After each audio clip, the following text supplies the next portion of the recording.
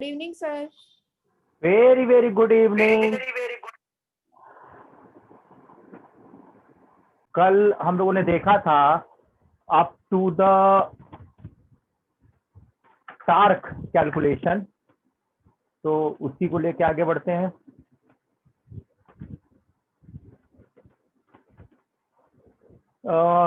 Torque में आपने ये देखा था कि अगर हम करंट कैरिंग वायर को बेंड करके एक लूप में कन्वर्ट कर दें और अभी उसको मैग्नेटिक फील्ड फेस कराएं तो इट स्टार्ट टू रोटेट। उसके ऊपर एक टार्क आया था, that torque was the BINA BINA sine theta, और उस टार्क से वो रोटेट कर रहा था। और उसको यूनिफॉर्म बनाने के लिए हम लोगों ने सर्कुलर कॉइल को यूज किया था इन कॉन्केव पोल पीसेस मैग्नेटिक फील्ड। तो इस तरीके से जो फैन आप देखते हैं, फैन का हेड हेड में कॉन्केव पोल पीसेस मैग्नेट है, सेंटर में सर्कुलर कॉइल है, कैरिंग करंट है। या जब आप उस सर्कुलर कॉइल में करंट एंटर कराते हैं तो उसके ऊपर एक टार्क लगता है और टार्क की वजह से वो सर्कुलेट करने लगता है। अभी हम लोग को इस पर बेस्ड डिवाइस पढ़नी है, मूविंग क्वाइल गैल्वेनोमीटर। लैब में आप यूज करेंगे galvanometer to measure the current. तो ये गैल्वेनोमीटर कैसे काम कर रहा है ये हम लोगों को देखना होगा। तो यहाँ अगर हम हाँ हेलो, तो मूविंग कॉइल गैल्वेनोमीटर की अगर बात करें तो is a device use to sense the current and voltage, और इसको हम कन्वर्ट करेंगे इन एमीटर और in voltmeter for the exact measurement. तो यहाँ हमारे पास गैल्वेनोमीटर एक डिवाइस है जो करंट या वोल्टेज को सेंस करने वाली है। जैसे इसको किसी सर्किट में आप अप्लाई करेंगे, आप देखेंगे इट गिव्स द डिफ्लेक्शन। उस डिफ्लेक्शन से हमें पता चलेगा या there is current and voltage. और प्रॉपर एडजस्ट करेंगे रेजिस्टेंस इसका, तो हम देखेंगे कि it is able to measure the current as well as voltage, called conversion of galvanometer into ammeter and volt meter. तो पहला टॉपिक है moving coil galvanometer. Moving coil galvanometer. Moving coil galvanometer क्या है? इसमें हमारे पास एक आर्मेचर कॉइल है PQRS, और इसको हमने खींच के सस्पेंड कर रखा है फ्रॉम द टॉरिजन हेड। जो सपोर्ट करते हैं इसको, they are called the torsion head. नीचे खींच के बांध दिया दिस, एंड यहां इसको ऊपर खींच के बांध दिया।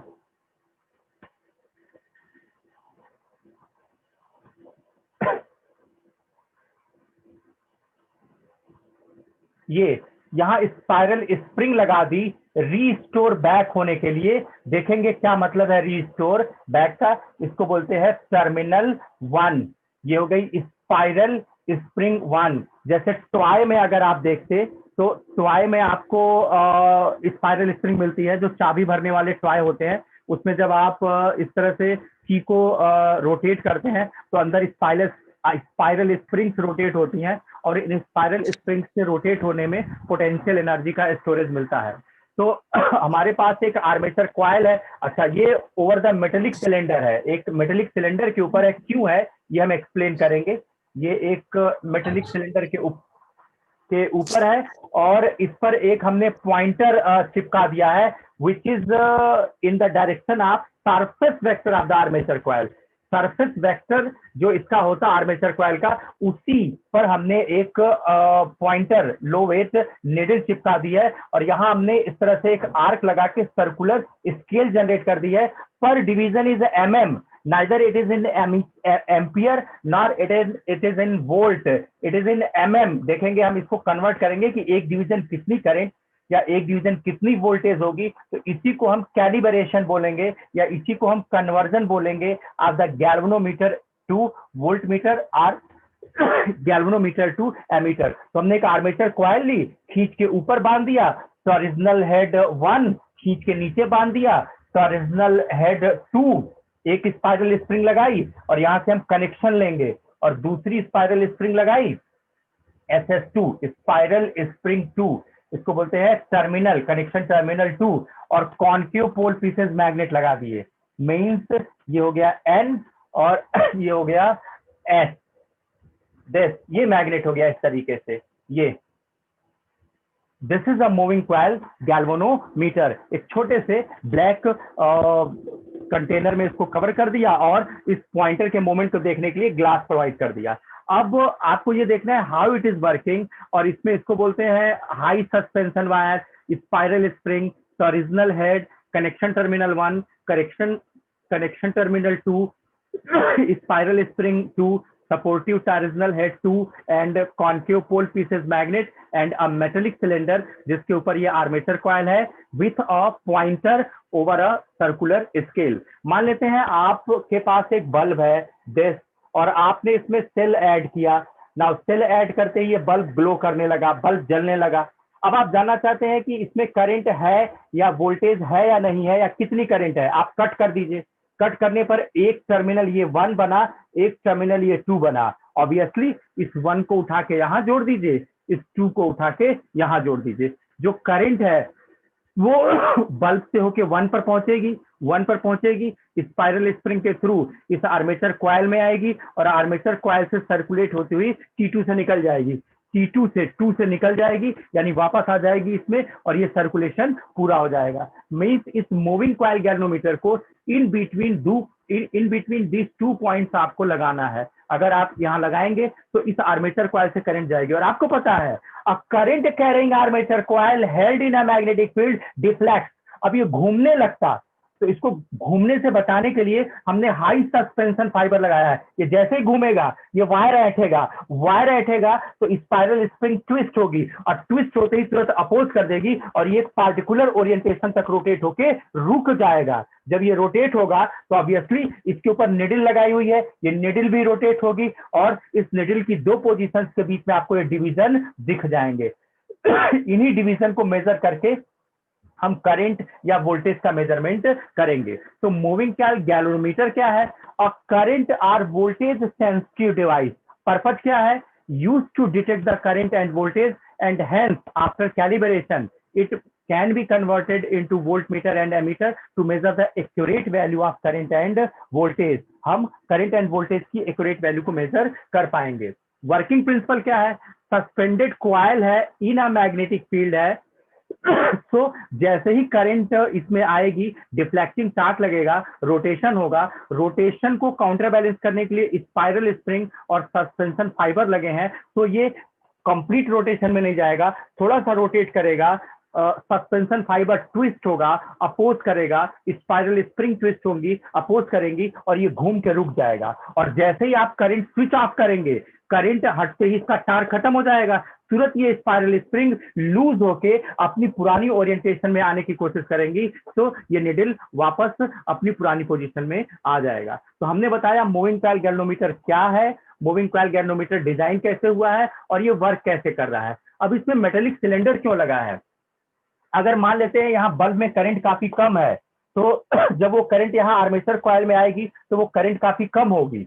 तो कहीं करंट इतनी कम ना हो कि जब इसके ऊपर डिफ्लेक्टिंग चार्ज लगे, तो डिफ्लेक्टिंग चार्ज की वजह से जैसे ही रोटेट करने वाला हो, स्पाइरल स्प्रिंग और सस्पेंशन फाइबर के अगेंस्ट वर्क ही ना कर सके।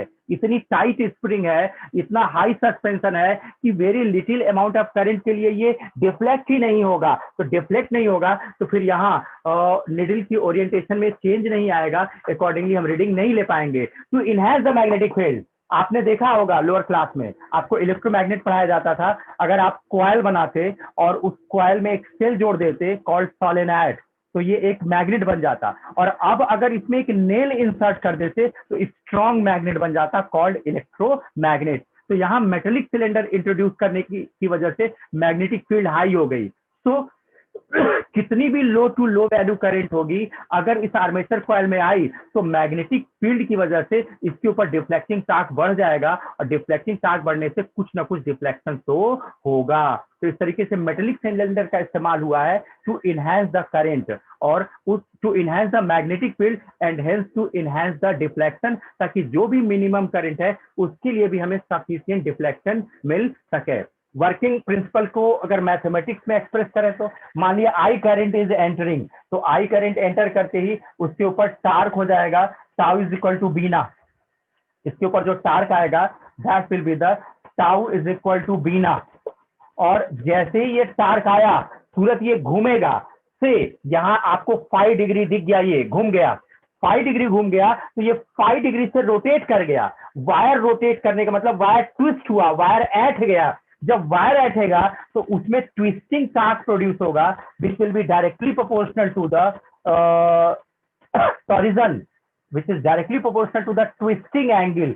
ये कितने से ट्विस्ट हुआ यहां आपको दिख रहा है, ये कॉइल कितने डिग्री से रोटेट की ये भी आपको यहां दिख रहा है। तो जितने डिग्री से कॉइल रोटेट कर रहा है उतने ही डिग्री से वायर ट्विस्ट होगा, स्पाइरल स्प्रिंग ट्विस्ट होगी, तुरंत अपोज करेंगी। This is the opposing torque. एक प्रोपोर्शनलिटी कांस्टेंट लेके आइए, ढूंढ लेंगे बाद में क्या है, कॉल्ड टॉरिजनल रिजिडिटी, या बोलते हैं कपल पर यूनिट ट्विस्ट। ये हो जाएगा C5। आप यहाँ 5 को 1 डिग्री कर दीजिए तो T is equal to tau हो जाएगा। मतलब 1 डिग्री ट्विस्ट होने के लिए कितना टार्क लगता है, that is called the C, torsional rigidity or torque per unit twisting. Now ये करंट की वजह से इसमें डिफ्लेक्टिंग टार्क क्रिएट हुआ है, और इसमें डिफ्लेक्टिंग टार्क क्रिएट होने से जब ये रोटेट हुआ है तो वायर ट्विस्ट हुआ है, वायर के ट्विस्ट होने से रिस्टोरिंग चार्ज जनरेट हुआ है। दोनों बराबर होने चाहिए क्योंकि ये तो रुक गया, 5 डिग्री से रोटेट होने के बाद रुक गया। दोनों को इक्वेट करा दीजिए, ये हो जाएगा BINA is equal to C5। यहां से जो मेजरिंग करंट थी उसकी वैल्यू निकालिए तो आपको मिलेगा I is equal to C/BNA into 5। इसको बोलते हैं गैल्वेनोमीटर कांस्टेंट, क्योंकि इसमें कुछ भी हमारे हाथ में नहीं है। I is equal to G for galvanometer constant 5 and G constant है, so I proportional to 5, called working principle of moving coil galvanometer. More is the current, more is the deflection.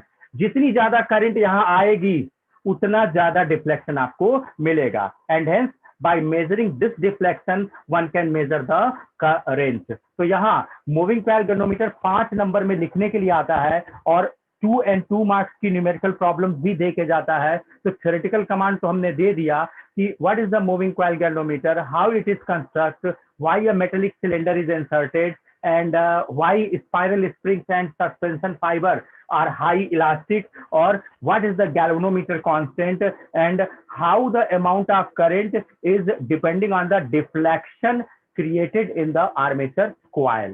आ जाइए। अच्छा, ये तो ये हुआ। इसको वेस्टर्न कॉइल कहते हैं। ये बहुत छोटा होता है, ये हमने इतना बड़ा बनाया ना, ये इतना ही बड़ा होता है। अरे एमीटर वोल्टमीटर ही है ये, तो ये बहुत छोटा सा होता है। इसमें एरर आता है क्योंकि अगर बहुत लाइट, बहुत लो अमाउंट की करंट कर देते हैं तो ये स्पाइरल स्प्रिंग या सस्पेंशन फाइबर इसके टार्क को काउंटर बैलेंस कर देता है, ये घूम ही नहीं पाता। इसे बचाने के लिए हम ये स्पाइरल स्प्रिंग हटा लेते हैं, ये स्पाइरल स्प्रिंग हटा लेते हैं, खींच के ऊपर बांध दिए, खींच के नीचे बांधने में ये स्प्रिंग लगा देते हैं, ऐसे खींच के बांध दिए, और इसके ऊपर ये पॉइंटर भी हटा लेते हैं, ये भी हटा लेते हैं, इसके ऊपर एक मिरर लगा देते हैं, और इस मिरर के ऊपर लाइट को फोकस करते हैं, और ये लाइट रिफ्लेक्ट होके एक दूर स्केल पे आके गिरती है। इसको बोलते हैं लैंप एंड स्केल अरेंजमेंट। अब इसका नाम हो जाता है मूविंग कॉइल और सस्पेंडेड कॉइल गैल्वेनोमीटर। तो हालांकि इससे कोई मतलब नहीं है, आपको कोई एक गैल्वेनोमीटर जानना है, बस इतना कर दिया गया कि this is more sensitive. 2 spiral spring use कर लिए थे तो दिक्कत ये थी कि बहुत लो करंट के लिए ये सेंसिटिव नहीं था, तो हमने 2 स्प्रिंग हटा के एक सिंगल स्प्रिंग लगाई, और हमने पॉइंटर हटा लिया क्योंकि पॉइंटर की इनर्शिया इसको मैसिव बना रही थी, तो रोटेशन में ये दिक्कत क्रिएट कर रहा था। और हमने इस सस्पेंशन फाइबर पर एक मिरर लगा लिया, इसके ऊपर टार्च फोकस किया, लाइट रिफ्लेक्ट की और स्केल पर पड़ी। अब इसमें जब करंट भेजी जाएगी, यहां से हम करंट एंटर कराएंगे, ऐसे सर्कुलेट करती हुई यहां से निकल जाएगी। जब करंट इसमें आएगी, ये डिफ्लेक्ट होगा, तो ये मिरर रोटेट होगा। जब मिरर रोटेट होगा तो रिफ्लेक्टेड रे भी रोटेट होगी दूर स्केल पर। पहले जहां स्पॉट इसका बन रहा था, अभी जहां स्पॉट बन रहा है कि बीच जो डिस्टेंस गैप आएगा उसको पढ़ के हम करंट वोल्टेज की इंफॉर्मेशन लेने वाले हैं। इसका नाम रखा गया मूविंग कॉइल गैल्वेनोमीटर, या इसका नाम रखा गया सस्पेंडेड कॉइल गैल्वेनोमीटर। तो लैब में इसको यूज नहीं कर पाते क्योंकि ये काफी बड़ा होता है, इसको छोटा कर देते हैं। छोटा करने के लिए मिरर हटा लेते हैं, लैंप एंड स्केल हटा लेते हैं, दो स्पाइरल स्प्रिंग लगा लेते हैं, एक पॉइंटर लगा लेते हैं, थोड़ा छोटा हो जाता है तो काफी एरर आता है इसकी रीडिंग में, 10% या 20% का एरर आता है। तो ठीक है, एरर आता है, मेजरमेंट तो आ गया ना, बाद में करेक्शन कर लेंगे।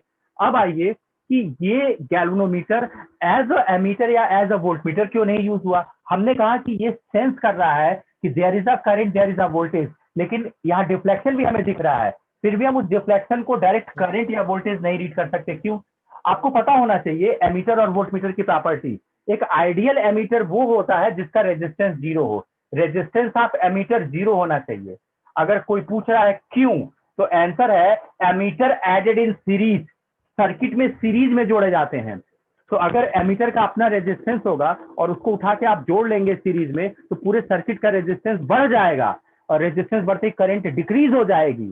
तो अगर करंट डिक्रीज हो गई तो फिर एरर हो जाएगा। इसका मतलब है कि जब एमीटर की तरह हम गैल्वेनोमीटर को यूज करेंगे तो उसके आर्मेचर कॉइल का रेजिस्टेंस हमें जीरो मेंटेन करना होगा। अगर उसके आर्मेचर कॉइल का रेजिस्टेंस हम जीरो मेंटेन कर लेते हैं तो ये एमीटर बन जाएगा। यानी कि गैल्वेनोमीटर का एक फाइनाइट रेजिस्टेंस होता है, 100 ओम के आसपास आता है। लैब में आपके पास इसके लिए प्रैक्टिकल है, आपके board CBSE, ISC and Uttar Pradesh board में, तीनों बोर्ड में इसका प्रैक्टिकल है। मूविंग कॉइल गैल्वेनोमीटर के 3 प्रैक्टिकल हैं, half deflection method, half deflection method, figure of merit determination and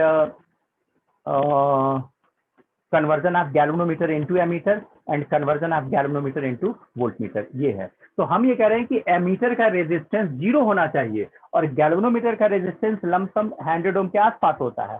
अब अगर हम गैल्वेनोमीटर में कुछ ऐसा कर दें कि उसका रेजिस्टेंस 10 to 0 हो जाए, तो इसको हम एज अ एमीटर यूज करेंगे। तो देखेंगे इसके लिए वर्ड आएगा शंटिंग। शंटिंग का मतलब लो वैल्यू रेजिस्टेंस होता है और पैरेलल ऐड होता है। तो अगर एक लो वैल्यूड रेजिस्टेंस है और पैरेलल ऐड हो रहा है तो उसको हम शंटिंग बोलेंगे, और इस प्रोसेस में सर्किट का नेट रेजिस्टेंस डिक्रीज कर जाएगा। मतलब किसी भी रेजिस्टेंस के पैरेलल एक लो वैल्यूड रेजिस्टेंस ऐड कर दें, कनेक्ट कर दें, तो पूरे सर्किट का नेट रेजिस्टेंस डिक्रीज कर जाता है। वैसे भी आपको पता है पैरेलल में रेजिस्टेंस डिक्रीज होता है। और जब वोल्ट मीटर की बात करते हैं तो resistance of volt meter is to be infinite, क्योंकि तो पैरेलल में जुड़ता है वोल्ट मीटर। सॉरी, इसके पहले सीरीज में जुड़ा था, तो सीरीज में रेजिस्टेंस, ये एमीटर का रेजिस्टेंस जीरो है, पैरेलल में जोड़ा था कॉल्ड शंटिंग, और रेजिस्टेंस घट गया था। वोल्टमीटर का रेजिस्टेंस इनफाइनाइट करना है तो आपको high valued resistance in series चाहिए, वर्ड आएगा मल्टीप्लाइंग। तो ये तो हम अलग से देखेंगे, फिलहाल हम सिर्फ बता रहे हैं आपको कि why a galvanometer can not be used as an ammeter और why a galvanometer can not be used as a voltmeter. Answer is that ammeter के रेजिस्टेंस जीरो होने चाहिए क्योंकि ये सीरीज में ऐड होते हैं, जबकि गैल्वेनोमीटर का फाइनाइट रेजिस्टेंस होता है। इसीलिए हम गैल्वेनोमीटर को एज ए एमीटर यूज नहीं कर सकते। कैसे यूज करेंगे? हम शंटिंग करते हैं लो वैल्यू से, एक लो वैल्यू का रेजिस्टेंस लेके आते हैं, उसी का कैलकुलेशन सीखना है, उसको उठा के हम गैल्वेनोमीटर के पैरेलल ऐड कर देते हैं। ऐड करते ही अभी इसका रेजिस्टेंस मिनिमाइज हो जाता है, अब वो एक एमीटर की तरह बिहेव करता है। अब अगर वो एमीटर की तरह बिहेव करता है तो पर डिवीजन तो मिलीमीटर स्केल थे, तो पर डिवीजन जो होगा वो कितने एम्पियर को रीड कर रहा होगा, ये हमें सर्च करना होगा, कॉल्ड कैलिब्रेशन और called conversion of galvanometer into ammeter. Voltmeter voltmeter का रेजिस्टेंस इनफाइनाइट होना चाहिए, पैरेलल में ऐड होता है। इनफाइनाइट रेजिस्टेंस, तो जो गैल्वेनोमीटर था उसका रेजिस्टेंस तो फाइनाइट था, तो उसको इनफाइनाइट में कैसे बदलें? सीरीज में एक हाई वैल्यूड रेजिस्टेंस को ऐड करना पड़ेगा, इसको बोलते हैं मल्टीप्लायर। तो मल्टीप्लायर हाई वैल्यूड रेजिस्टेंस होते हैं कनेक्टेड इन सीरीज। इससे पहले कि कन्वर्जन में जाए, गैल्वेनोमीटर की कुछ प्रॉपर्टी हमें देख लेनी चाहिए। जो गैल्वेनोमीटर हमने डिजाइन किया वो यही तो था, एक आर्मेचर कॉइल हमने लिया था, ओवर दूसरे तरीके से बना दे रहे हैं। बहुत सारे तरीके आपको प्रिंटेड मिला हुआ है। ये देखिए, एक मेटेलिक सिलेंडर है, ये देखिए, इसके ऊपर हमने टर्न लेना शुरू किया, एक टर्न, दो टर्न, तीन टर्न, टर्ने टर्न, ठीक है। नीचे इधर और इधर जो माउथ था खींच के इधर बांध दिया, स्पाइरल स्प्रिंग लगा के कनेक्शन ले लिया, सपोर्ट में टॉरिजन हेड लगा दिया, इधर स्पाइरल स्प्रिंग से टर्मिनल भी जोड़ दिया। T1 से करंट एंटर करेगी तो कॉइल से होती हुई T2 से निकल जाएगी, T2 से एंटर करेगी तो आर्मेचर कॉइल से फ्लो होते हुए T1 से निकल जाएगी। इससे नहीं मतलब है कि कौन इनकमिंग है कौन आउट गोइंग है, किसी एक पर आपको इनपुट दे देना है, किसी दूसरे से आउटपुट ले लेना है। इसके ऊपर जो आर्मेचर कॉइल का सरफेस वेक्टर होता 3D में देखिए दिस, इसका जो सरफेस वेक्टर होता उसको उसकी जगह आपने पॉइंटर चिपका दिया और यहाँ आपने 1 mm की प्लॉटिंग कर दी सर्कुलर स्केल पर, और आपने कॉनकेव पोल पीसेज मैग्नेट का इस्तेमाल कर लिया। Now this is the moving coil galvanometer. ये तो मूविंग कॉइल गैल्वेनोमीटर था। अब आप ये देखते हैं ना कि जब ये डिफाइन हुआ तो इसकी 4-5 प्रॉपर्टी आई, जैसे current sensitivity, voltage sensitivity, figure of merit and full scale deflection current and resistance offered by the galvanometer coil. इतने पैरामीटर इसके हैं। करंट सेंसिटिविटी किसको कह रहे हैं? अगर मान लेते हमने आई एम्पियर की करंट भेजी इसमें, तो हमें यहाँ 5 डिग्री का डिफ्लेक्शन दिखाई देगा। मीन्स आई करंट अगर जाती है तो डिफ्लेक्शन होता है 5, यानी 5 डिफ्लेक्शन होता है फॉर करंट आई।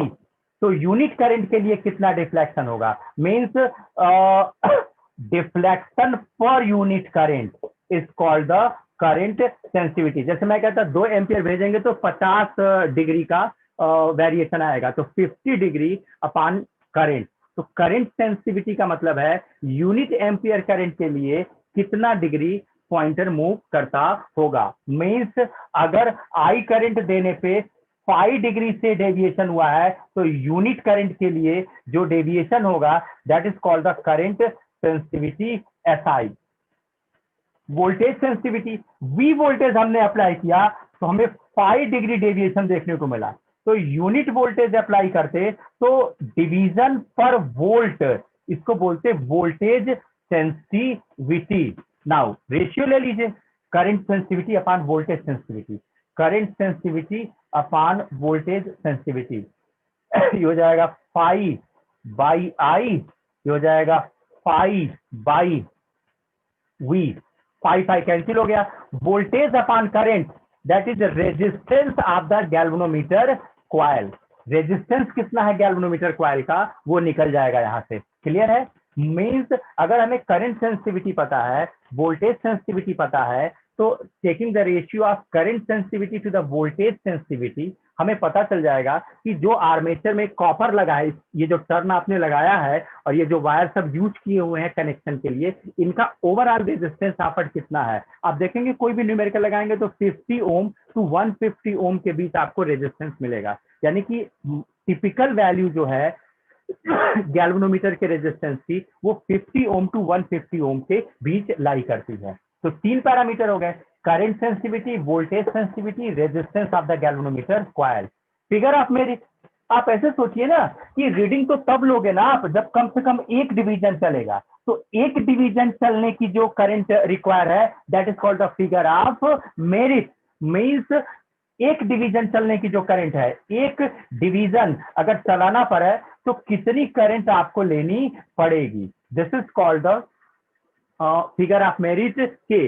मान लेते हैं मैं आपसे कहता कि K is the amount of current required to move 1 division, और इसका जो सेंट्रल लाइन है किसी एक ही तरफ रीडिंग हम लेते हैं, एक तरफ, दोनों तरफ नहीं जाता, ये किसी एक ही तरफ मूव करेगा। तो किसी एक तरफ आने पर अगर ये n डिवीजन दे रहा हो, n डिवीजन हो, जैसे 30 डिवीजन या 50 डिवीजन होते हैं आइदर साइड, सेंटर के किसी एक तरफ 30 डिवीजन होंगे, 30 डिवीजन उधर होंगे, किसी एक तरफ का हम यूज कर लेते हैं 0 से 30 डिवीजन, ठीक है, या 0 से 50 डिवीजन। तो अगर टोटल n डिवीजन है ऑन आइदर साइड, तो एक डिवीजन मोमेंट की करंट है k, तो n डिवीजन मोमेंट की टोटल करंट हो जाएगी n k। This is called full scale deflection current. क्या बता रहा है ये? अगर इससे ज्यादा करंट हुई तो गैल्वेनोमीटर का नीडल टूट जाएगा। क्यों? This is the maximum current which can pass through this galvanometer. अगर इससे ज्यादा करंट है तो ये बर्न कर जाएगा या नीडल टूट जाएगी।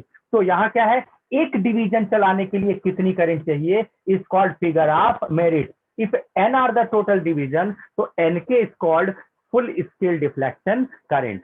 ये मैक्सिमम करंट है जो किसी गैल्वेनोमीटर से पास हो सकती है। आ जाइए, अगर हम पैरामीटर पर कमांड कर लिए, गैल्वेनोमीटर का वर्किंग प्रिंसिपल जान लिए, जो कि बहुत ही आसान है, डायग्राम एक दो बार प्रैक्टिस करेंगे बन जाएगा आपसे। तो अब हम लोग को देखना चाहिए कन्वर्जन ऑफ गैल्वेनोमीटर। एक बार एमीटर, एक बार वोल्टमीटर, एक एक दो दो प्रॉब्लम लगा के दिखा दे रहे हैं। ये आपके बोर्ड का पेट पार्ट है। मूविंग कॉइल गैल्वेनोमीटर कोई साल ऐसा नहीं है कि ये आया हो, हमेशा ये आता रहता है, मतलब ना आया हो। कभी ऐसा नहीं है कि ये ना आया हो, ये हमेशा आता रहता है। इसलिए मूविंग कॉइल गैल्वेनोमीटर वाला पार्ट बहुत अच्छे से तैयार करना है आपको। कन्वर्जन ऑफ गैल्वेनोमीटर,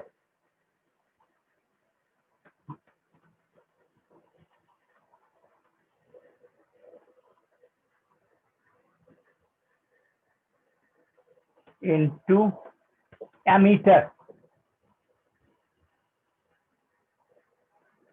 अगर हमें resistance of the galvanometer coil बता दिया जाए, फिगर ऑफ मेरिट बता दिया जाए, जो डिवीजन मूव करने वाला है ऑन आइदर साइड वो बता दिया जाए, तो इससे हम फुल स्केल डिफ्लेक्शन करंट निकाल लेंगे कि मैक्सिमम कितनी करंट वो लेने वाला है, Kn। और हमें बता दिया जाए कि रेंज कितनी देनी है, मतलब एन डिवीजन तक जाते जाते कितनी हाईएस्ट करंट आप मेजर करने वाले हैं, कितना चाहते हैं आप। तो अब हमें शंटिंग की जरूरत पड़ने वाली है। क्यों? क्योंकि गैल्वेनोमीटर के रेजिस्टेंस को जीरो करना होगा, तब ये 0 टू आई एम्पियर तक की करंट को एक्यूरेटली रीड कर पाएगा। शंटिंग, शंटिंग में आपको एक लो वैल्यू रेजिस्टेंस चाहिए एस, जो गैल्वेनोमीटर के पैरेलल आप ऐड करेंगे। देखिए, ये हो गया गैल्वेनोमीटर, बेस, ये एक टर्मिनल, ये दूसरा टर्मिनल, इसका अपना रेजिस्टेंस आफर जो इसके अंदर कॉइल है इज आरजी। इसके ऊपर आप इस एंड और इस एंड के बीच आप एक लो वैल्यू रेजिस्टेंस एस जोड़ने वाले हैं। अब ये एस डिसाइड करेगा range up to which galvanometer can measure the current. मान लेते हैं हम, हमारे पास यहाँ 30 डिवीजन है, तो हमने अभी तो कुछ जोड़ा नहीं है, इसमें जोड़ा नहीं मतलब करंट वोल्टेज नहीं दिया, तो पॉइंटर बीच में होगा, किसी एक तरफ देख लीजिए ये कितना जा सकता है। अगर 30 डिवीजन जा सकता है, तो अब हमारा एम है कि अप टू 30 डिवीजन तक जाते जाते आई एम्पियर की करंट रीड कर ले। तो 30 ना बोल के हम एन डिवीजन कह रहे हैं, एन डिवीजन तक जाते जाते आई करंट रीड कर ले। ठीक है, ये बात समझ में आ रही है कि these are the given parameters up to this. और शंट वैल्यू आपको ढूंढना है कि कितने की शंटिंग करनी चाहिए, तो ये अप टू 30 डिवीजन तक जाते जाते आई एम्पियर की करंट को मेजर कर लो। अब आप ऐसे सोचिए ना, इसको जैसे ही ऐड करेंगे सर्किट में टू मेजर द करंट, वो करंट आई यहां आएगी, आई में से मैक्सिमम ये आईजी ले सकता है, अब बाकी का आई माइनस आईजी शंट से बाईपास हो जाएगा। आई माइनस आईजी यहां पहुंचेगा और आईजी यहां, दोनों मिलके फिर वापस हो जाएंगे आई, कोई दिक्कत नहीं। अब शंट में अगर आप करंट मल्टीप्लाइंग इन रेजिस्टेंस देखें तो दिस इंटू दिस मिलेगा, गैल्वेनोमीटर में देखें तो करंट इंटू रेजिस्टेंस दिस मिलेगा, दोनों पैरेलल हैं, दोनों पैरेलल हैं, तो voltage drop in shunt is equal to voltage drop in galvanometer coil. Equate करा लीजिए, voltage drop in shunt I minus I G into S is equal to voltage drop in galvanometer, that is IGRG। तो यहां से हम shunt value निकाल सकते हैं S as the IG upon I minus IGRG। ये रटना होगा आपको, एप्लीकेशन तो हम आपको सिखा दे रहे हैं या न्यूमेरिकल लगाना।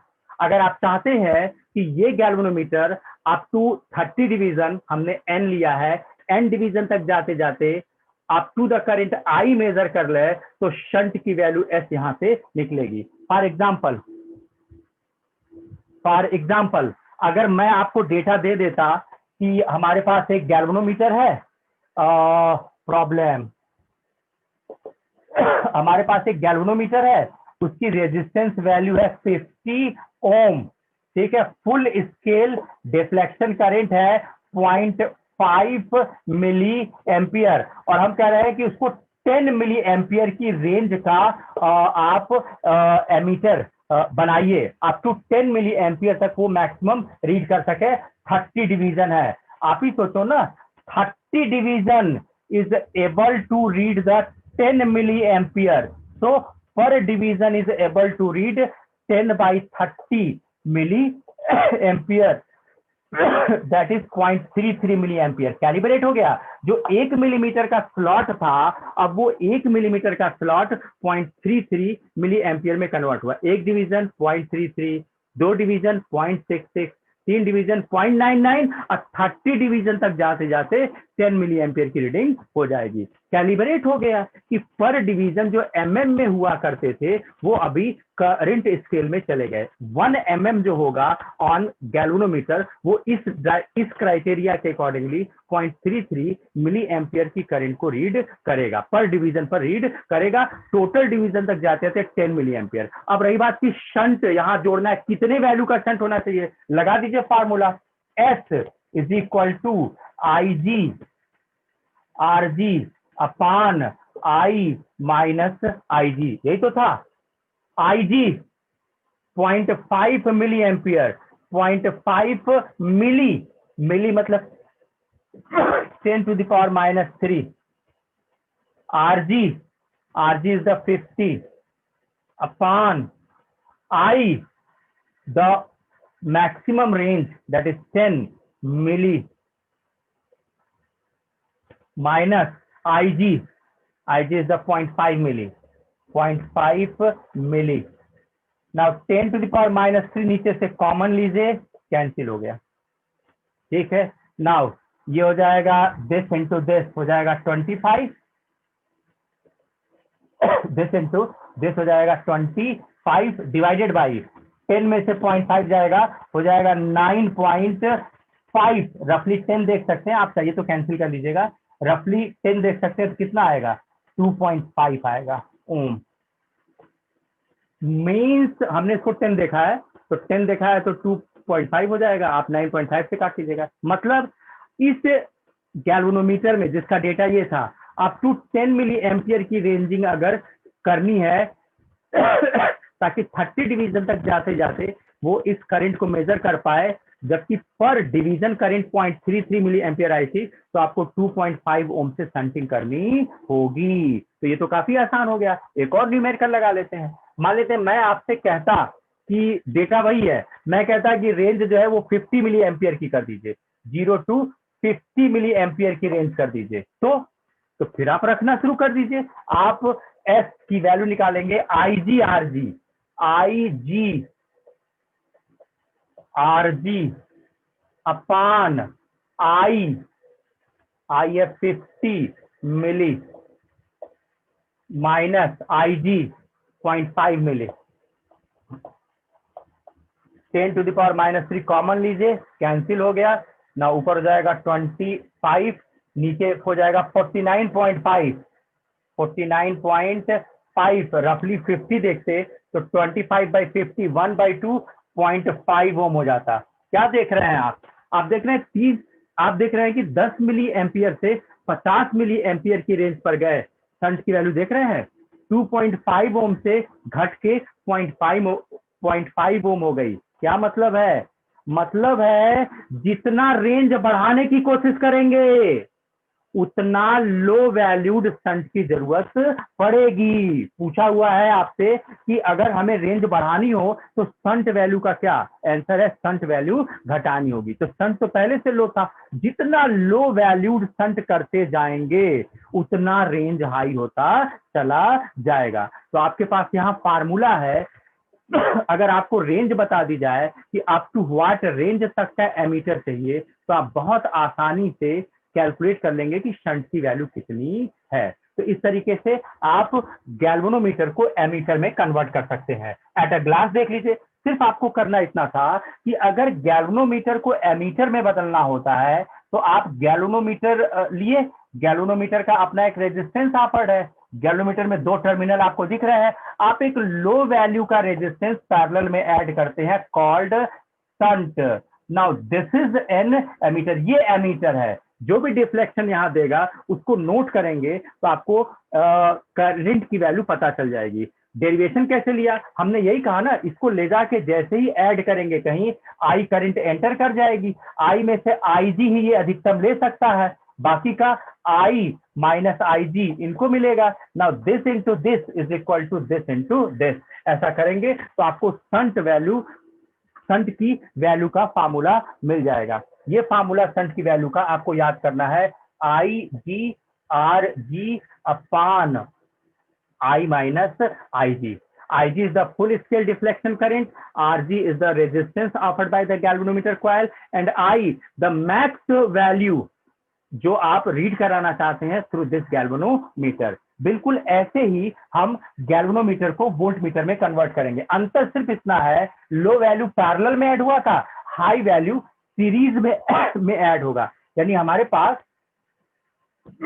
ये एक गैल्वेनोमीटर है, इसका अपना रेजिस्टेंस ऑफर्ड आरजी है, और अगर हम इसको वोल्टमीटर बनाना चाहते हैं तो हमें एक हाई वैल्यू रेजिस्टेंस लेना होगा। उस हाई वैल्यू रेजिस्टेंस को यहाँ एक टर्मिनल पर पैरेलल में ऐड कर देना होगा। This is multiplier.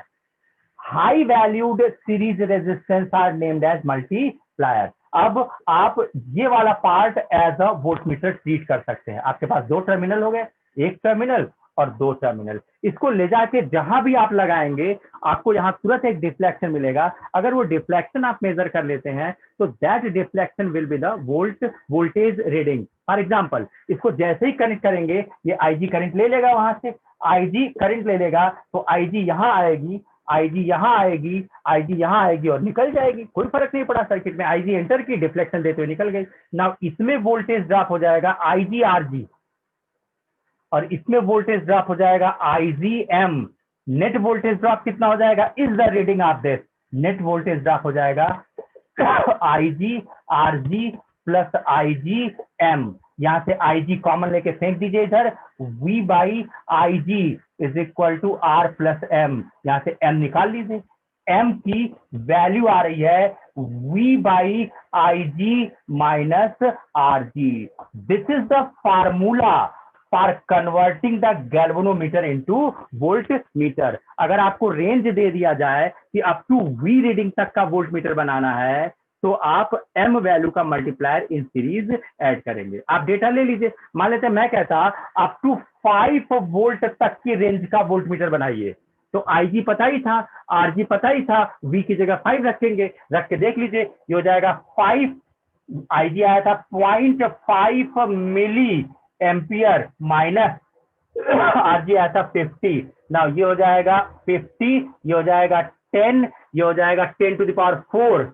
10 to the power 4 में से 50 हटा भी सकते हैं, छोड़ भी सकते हैं, तो रफली आपको क्या मिल जाएगा, 10 टू द पावर 4 माइनस 50, हम 50 छोड़ रहे हैं, 10 to the power minus 4 ohm. कितना हो गया, 10 kilo ohm. 10 to the power 3 को किलो कहते हैं, बाकी ओम, यानी 10 किलो ओम।